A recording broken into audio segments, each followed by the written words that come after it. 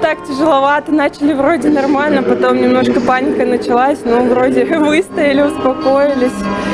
Хорошо в целом. Подустали, конечно, но так нормально все. Можете назвать ключевые какие-то моменты в игре, да, которые повлияли на результат, за счет чего удалось выиграть? Ну, сплотились, конечно, потрудились, выстояли. Вот это напряжение, которое было, потерпели немного. Собственно, вот все от этого и шло. Без паники. Собрались, начали дальше. В чем было значение игры, насколько она была важна с точки зрения турнирной таблицы, не знаю, эмоционально еще как? Ну, для нас это вообще была как бы основная, наверное, игра. Мы к ней готовились. Важна была, конечно, победа. Старались, ну, вот, в общем, хотели победить. Важная игра была.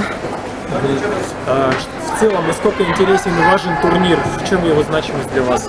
Ну, конечно, это для любительских команд очень значимый турнир. То есть организация вообще на высшем уровне, практически как у мастеров.